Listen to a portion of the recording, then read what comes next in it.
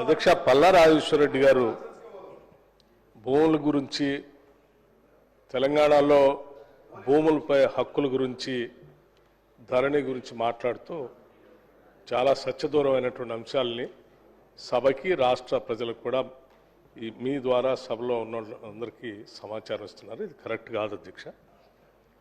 వారు మాట్లాడుతూ ధరణిలో పార్ట్ బిలో పెట్టినటువంటి భూముల గురించి లేకపోతే ధరణిలో భూములు రిజిస్ట్రేషన్ చేసినటువంటి వాళ్ళందరికీ వెంటనే పాస్బుక్లు ఇచ్చేటువంటి అంశం గురించి మాట్లాడుతూ ఈ తప్పులు జరిగితే తిరిగి మళ్ళీ సాయుధ రైతాంగ పోరాటం చేసే అంత పరిస్థితి మీరు తీసుకొస్తున్నారు. ఇది కరెక్ట్ కాదని చెప్తా ఉన్నారు అధ్యక్ష. అధ్యక్ష, సాయుధ రైతాంగ పోరాటం స్ఫూర్తితోనే కాంగ్రెస్ ప్రభుత్వం ఆనాటి నుంచి ఈనాటి వరకు భూములపై హక్కులకి ప్రజలు కల్పిస్తూ వచ్చింది అధ్యక్ష. ఆనాడు సాయుధ రైతాంగ పోరాటం ఏంటి? దున్నేవాడిదే భూమి, ఇదే కదా నినాదం. దున్నేవాడిదే భూమి అనే నినాదమే సాయుధ రైతాంగ పోరాటం యొక్క ప్రధాన నినాదం. ఆ నినాదం నుంచి ఆనాటి కాంగ్రెస్ ప్రభుత్వం బోరుగల్ రామకృష్ణారావు గారు ముఖ్యమంత్రిగా, బొద్దుగల నరసింహరావు గారు రెవెన్యూ మంత్రిగా మొట్టమొదటిసారి తెలంగాణ ప్రాంతంలో భూములపై రైతులకు హక్కు కల్పిస్తూ తెలంగాణ టెనెన్సీ యాక్ట్ తీసుకొచ్చి ఆనాడు చట్టం చేసి రైతులపై హక్కు కల్పించింది కాంగ్రెస్ ప్రభుత్వం అధ్యక్ష. ఆనాటి నుంచి ఈ రాష్ట్రంలో ఈ ప్రాంతంలో కాంగ్రెస్ ప్రభుత్వాలు తీసుకొచ్చిన అనేక రిఫార్మ్స్ రైతులకి చక్కగా దున్నేవాడితో సహా భూమిపై బతున్న అందరికీ హక్కులు కలిపి భూములు పంపిణీ చేసే కార్యక్రమంలో భాగంగా అనేక చట్టాలు వచ్చాయి. ల్యాండ్ రిఫార్మ్స్ కానీ నేను చెప్తున్నానండి, ఖమ్మం జిల్లా అయినా తెలంగాణ అయినా మొత్తం అన్ని చోట్ల జరిగిందే చెప్తా ఉన్నాను. అన్ని చెప్తున్నాను అధ్యక్ష, వినండి సార్.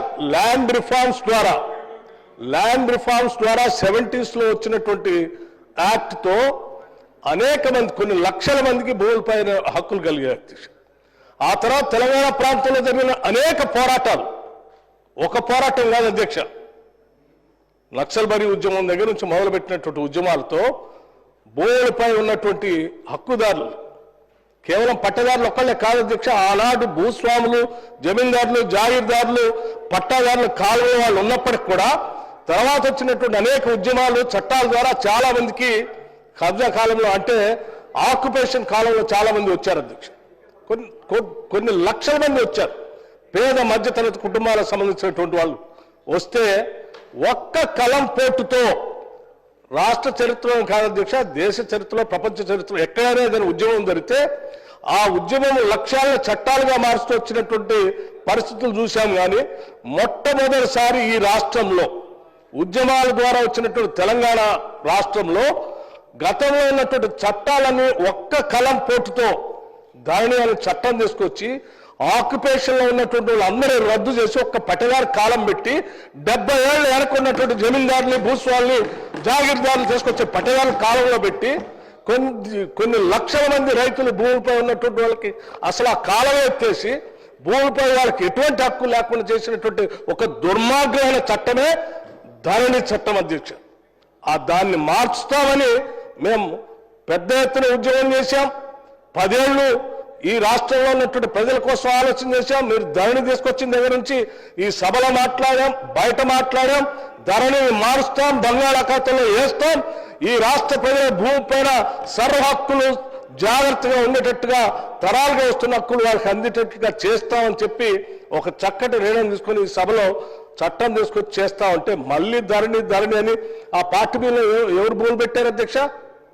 దాదాపు 24 లక్షల మంది భూమి లేని నిరుపేద ప్రజలకి ఆనాటి కాంగ్రెస్ ప్రభుత్వం భూ సంస్కరణ ద్వారా పంపిణీ చేసిన భూముల్లో ఎన్ని భూములు మీరు వాళ్ళకి హక్కుగా ఇవ్వకుండా పార్టీ బిల్లు పెట్టి అధికారుల చుట్టూ తిప్పి ఆ భూములు మీరు వేరే వాళ్ళ పేరు మీద ధరణిలో చేసుకున్నారు, లేకపోతే మీకు అడ్డగోలుగా దారాదత్తం చేసుకున్నారు.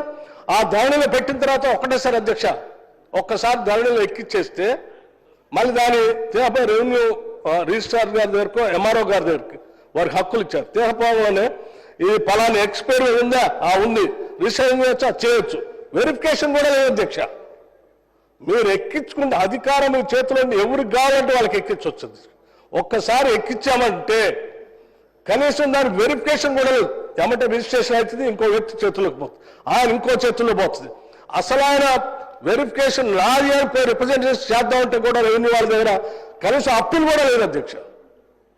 అటువంటి దుర్మార్గమైనటువంటి చట్టాలు తీసుకొచ్చి ఈ రాష్ట్రంలో వచ్చినటువంటి అనేక చట్టాల ద్వారా వచ్చినటువంటి హక్కులు కాలరాసి పోరాటాల ద్వారా అధ్యక్ష వారికి కూడా తెలుసు ఈ రాష్ట్రంలో అనేక ఉద్యమాలు వచ్చినాయి అధ్యక్ష. ఉద్యమాలు వచ్చిన సందర్భంలో జెండాలు మార్చి భూస్వాములు, దొరలు, జాగీర్దారులు, జమీందారులు భూములు తెల్లకాయత మీద రాసిచ్చి గ్రామంలో ఉన్నటువంటి పేద మధ్యతరగతి కుటుంబాలు రాసిచ్చేసి ఎంతో కొంత అక్కడ నగదు తీసుకొని వాళ్ళకి ఇచ్చిపోతే ఆ ఇచ్చిపోయినటువంటి భూములన్నీ వాళ్ళ ఆక్యుపేషన్ కాలంలో ఉంటే ఇవాళ ఆ భూములన్నీ ఎత్తేసారు అధ్యక్ష. దశాబ్దాలుగా దున్నుకుంటున్నటువంటి భూములు కూడా హక్కు లేకుండా చేశారు అధ్యక్ష. వాళ్ళు ఎక్కడో అమెరికాలో ఉన్నటువంటి వాళ్ళు మరిచిపోయినటువంటి మేము ఎప్పుడో అమ్మేసుకున్నాం అంటే వాళ్ళు లేరు. వాళ్ళ మనవలో వచ్చి ఏమంటే ఇగో మా తాత పేరు మీద పట్టదారి కాలంలో ఉంది, ఈ భూమి నాది అని వచ్చేసారు. నేను చాలా ఉదాహరణలు కూడా చెప్పాను అధ్యక్ష. ఇంకా తగుదనమ్మా అని చెప్పి మళ్ళీ ఆ చట్టమే బాగుందని చెప్తే ఎట్లా అధ్యక్ష? ఇది కరెక్ట్ కాదు. మీరు ఈ రకంగా సభని రాష్ట్ర ప్రజలను తప్పుదోవ పట్టించొద్దు. మేము బాజాప్తుగా కాంగ్రెస్ పార్టీ చాలా స్పష్టంగా ఎన్నికల కంటే ముందే చెప్పాం, ధరని బంగాళాఖాతంలో వేస్తాం, మారుస్తాం, ప్రజల పనికి వచ్చేటువంటి చట్టాన్ని తీసుకొని వస్తాం అని చెప్పి ప్రజలకి నచ్చజెప్పి వాళ్ళంతా ఒప్పుకున్న తర్వాతనే వాళ్ళందరూ ఓట్లు వేస్తేనే మేము అధికారంలోకి వచ్చాం. అంటే ప్రజలందరూ దాన్ని మార్చాలని, దాన్ని బంగాళాఖాతంలో వేయాలనే మాకు ఓటేసింది. ఆ వేసిన దాన్ని మేము చెప్పిన మాట న్యాయం చేయాలి కదా అధ్యక్ష, చేస్తా ఉన్నాం. అధ్యక్ష నాకు 2 నిమిషాలు కాకముందే వాళ్ళు అర్ధ గంట మాట్లాడితే నేను ఏం మాట్లాడాలి అధ్యక్ష? మాట్లాడే అవకాశం ఇవాళ పార్ట్ బిలో దయచేసి పల్లారాజేశ్వర రెడ్డి గారు మీరు డిమాండ్ కన్ఫై అయ్యి మాట్లాడండి. డిమాండ్ మాట్లాడుతుంది సార్. రెవెన్యూ గురించి నేను డిబేట్ కావట్లేదు సార్. రెవెన్యూలోనే సార్ ఇది చాలా ముఖ్యమైన విషయం సార్, ప్రజలందరికీ కూడా తెలవాల్సిన అంశం. మీరు లెఫ్ట్ భావాలు ఉన్న లీడర్, మీరు నిజాలే మాట్లాడండి. మీరు పాత కథలు చెప్పి వాళ్ళకి అవకాశం ఇవ్వకండి. మీరు ఉన్న డిమాండ్స్ మీదే మాట్లాడండి. తప్పనిసరి సార్. ఒకటి వాస్తవం, ఇవాళ ఏదైతే మీరు దుర్మార్గం అంటున్న ధరణిలోనే ఈ రోజున 70,60,000 మంది ఖాతాల్లో 1,55,97,000 ఎకరాలు ఉంటే వాళ్ళకి సంబంధించింది ఎక్కడైనా ఇష్యూ వచ్చిందా మీరు తెలుసుకోండి. ఒకటి. రెండోది, ఇదే దాని ప్రకారం రైతు భరోసా, రైతు బీమా మిగతా ఇస్తుందా లేదా కూడా మీరు దయచేసి మీరు రిప్లైలో ఆన్సర్ చేయండి. రెండోది 16.5 లక్షలు ఉన్న పార్టీ బిలో పెద్ద వాళ్ళు ఎవరు లేరు అధ్యక్ష. చిన్న వివాదాలు ఉండే, కోర్టు కేసులు ఉండే, ఇన్ఫర్మేషన్ లేకుండే, వాటిలో కూడా ఇవాళ 14 లక్షల మందికి వాళ్ళకి హక్కులు వాళ్ళ దాని మీద కల్పించబడ్డాయని చెప్పి కూడా మీ ద్వారా ఈ సభకు తెలియజేస్తున్నా. 1,42,00,000 ఎకరాలు ఉంటే ఇలా 1,56,00,000 ఎకరాలకు ఇలా పాస్బుక్లు ధరణి ద్వారానే ఇవ్వాల కూడా ఇస్తున్నారని చెప్పి కూడా మీ ద్వారా తెలియజేస్తున్నా అధ్యక్ష. వారు చెప్పిన మ్యూటేషన్ లో వారు చెప్పింది ఏంటి? ఇంతకుముందు మ్యూటేషన్ అనేది రిజిస్ట్రేషన్ తో పాటు జరిగేది, ఇంతకుముందు ఇబ్బంది అయ్యేది. వారు ఇప్పుడు ఏం పెట్టారు అందులో? ఇవాళ ఆ ఎంఆర్ఓ సంతృప్తి ఎందుతోనే ఆ మ్యూటేషన్ జరుగుతుందని చెప్పేసి అని చెప్పిండ్రు. అది సరైనది కాదని చెప్పి మా అభిప్రాయంగా చెప్తున్నాం. ఇంకోటి ఇప్పుడే చెప్పిండ్రు మంత్రి గారు, ఫైనాన్స్ మినిస్టర్ గారు, అనుభవదారు కాలంలో అనేక మందిని పెట్టి చేసిండ్రు. అది అనుభవదారు కాలం కరెక్ట్ కాదని చెప్పి కూడా చెప్పిండ్రు. మరి మళ్ళా ఎందుకు అనుభవదారు కాలం చేస్తున్నారు అధ్యక్ష? ఈ భూభారతిలో అనుభవదారు కాలం మళ్ళా తీసుకొచ్చిండ్రు. ఇవాళ అనుభవదారు కాలం తీసుకొచ్చి మళ్ళీ ఒక దుకాణం తెరుస్తున్నారు అధ్యక్ష. అదేవిధంగా అధ్యక్ష పల్లారాజేశ్వరరెడ్డి గారు సభను తప్పుపట్టి అనుభవదారు కాలం ద్వారా వచ్చిన హక్కులన్నింటినీ కాలరాసి ధరణిని తీసుకొచ్చారు. అది కరెక్ట్ కాదని చెప్పాను నేను ఎందుకు చెప్తున్నాను కూడా ఉంటున్నాను అధ్యక్ష. అనుభవదారు కాలం ఎందుకు ఉండాలని కూడా చెప్తున్నాను అధ్యక్ష. మనకి స్వాతంత్రం వచ్చే నాటికి, మరీ ముఖ్యంగా తెలంగాణ ప్రాంతంలో ఆనాటి నిజాం పరిపాలనలో రాజు దైవాంశ సంభూతుడు, భూమంతా వారిదే, ఎవరికి హక్కులు లేవు. మొట్టమొదటిసారి ఆ హక్కులు లేవు కాబట్టి అడ్డగోలుగా మీరు కట్టేటువంటి భూమిపై కట్టే పన్ను పండించే పంట కంటే కూడా ఎక్కువ వేసి రైతులు ఇబ్బంది పెడతా ఉంటే, ఆ ఇబ్బంది పెట్టే క్రమంలో ఉన్న భూములు కూడా కోల్పోయి చివరికి వెట్టి చాకిరి దారి తీస్తే, ఆ వెట్టి చాకిరిలోంచి వచ్చిన ఉద్యమమే మనం అనుకునేటువంటి సాయుధ రైతాంగ పోరాటం. భూమి కోసం, భుక్తి కోసం, విముక్తి కోసం భూ పోరాటం జరిగింది.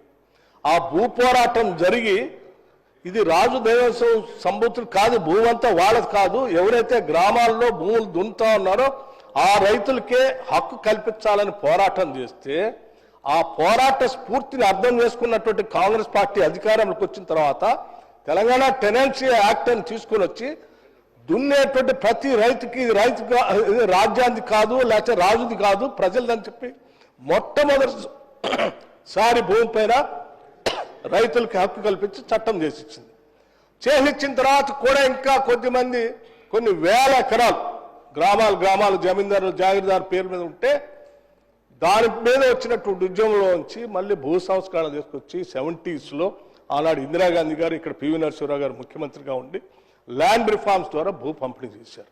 ఇంకా కొద్దిగా మిగిలిపోయి ఇక్కడ ఉన్నటువంటి ఒక ఫ్యూడల్ వ్యవస్థ భూములను చేతిలో పెట్టుకొని అధికారాన్ని పూర్తిగా చేతిలో పెట్టుకుంటే నక్సల్బరీ ఉద్యమం వచ్చింది. ఆ ఉద్యమం వచ్చిన సందర్భంలో ఆయా గ్రామాల్లో ఉన్నటువంటి పెద్ద దొరలు, జాగీర్దారులు, జమీందారులు ప్రాంతాన్ని వదిలిపెట్టి ఆ గ్రామాలు వదిలిపెట్టి ఆ భూముల్ని అక్కడ ఉన్నటువంటి దున్నుకున్నటువంటి రైతులకి ఆ డబ్బులు తీసుకొని తెల్లకాగితం మీద రాసి ఇచ్చేసి మాకు ఈ భూములు అవసరం లేదు, మీరు దున్నుకుంటున్నారు, డబ్బులు ఏంటని రాసి తీసుకొని ఆ భూమికి సంబంధించిన డబ్బులు తీసుకొని వీళ్ళు వచ్చేస్తే వాళ్ళు ఆ తెల్లకాగితం మీద రాసుకొని వాళ్ళు ఆ కాలంలో ఆక్యుపేషన్ కాలంలో వాళ్ళ పేర్లు ఎంట్రీ చేయించుకొని పని చేసుకుంటూ వచ్చారు, దున్నుకుంటూ వచ్చారు, దశాబ్దాలుగా వస్తాం. వాళ్ళకి ఆ రకంగా సంక్రమించిన హక్కుని ఆక్యుపేషన్లో ఉంచి ఆ తర్వాత క్రమంలో కాంగ్రెస్ పార్టీ మళ్ళీ తిరిగి అధికారంలోకి వచ్చిన తర్వాత విజయభాస్కర్ రెడ్డి గారు, కంతం రామరెడ్డి గారు నేను అనుకుంటాను బహుశా పట్టదారు పాస్బుక్లు అవన్నీ తీసుకుని వచ్చి రైతులకి ఈడ చక్కగా కల్పించి హక్కులు కల్పించారు. కబ్జా కాలం కూడా వచ్చారు. ఇవాళ మీరు వాళ్ళందరూ ఆ జాగీర్దారు, జమీందారులు వదిలేసిపోయినటువంటి భూముల్లో దున్నుకుంటూ డబ్బులు ఇచ్చి పొందినటువంటి హక్కుని ఆక్యుపేషన్ కాలంలోకి వస్తే కొన్ని లక్షల మంది ఉన్నారు. ఆ ఆక్యుపేషన్ కాలం ఎత్తేసారు మీరు, వాళ్ళకి భూమి మీద హక్కును ఎత్తేసారు. అరే ఏ ఉద్యమాల ద్వారా అయితే గ్రామాలు వదిలిపెట్టి భూములు అమ్ముకొని పోయినటువంటి వాళ్ళందరికీ మళ్ళీ తిరిగి మీరు హక్కు కల్పించారు ధరణి ద్వారా. అంటే అసలు వాళ్ళు ఏమో అన్యాయం చేసి గాలికి వదిలేశారు. ఇది కరెక్ట్ కాదు అధ్యక్ష. మళ్ళీ పల్లా రెడ్డి గారు మాట్లాడి ఆక్యుపేషన్ కాలం ఉండాలని బట్టి విక్రమార్క గారు చెప్తున్నారు. నేను ఆక్యుపేషన్ కాలం ఉండాలని చెప్పా, తీసేయాలని అన్నాడని ఆయన చెప్తున్నాడు. నేను తీసేయాలని చెప్పలే. మీకు కావాలంటే పాత రికార్డ్స్లో కూడా తీయండి. నేను అపోజిషన్ లీడర్గా ఉండి అక్కడ నుంచి అనేక సందర్భాల్లో మాట్లాడే ఆక్యుపేషన్ కాలం ఉండాల్సిందే, ఉంటేనే న్యాయం జరుగుతుంది. అన్యాయమే సార్, తరతరాలుగా మీరు చేసిన అన్యాయాన్ని సరిదిద్దడానికే ఈ రోజు మేము చట్టాలు తీసుకొస్తున్నాం. ఇది ఈ రోజు కాదు, 1950s నుంచి చట్టాలు తీసుకుంటూనే వస్తా ఉన్నాం, మళ్ళీ తీసుకొని వచ్చాం, ప్రజలు న్యాయం చేస్తూనే ఉంటాం.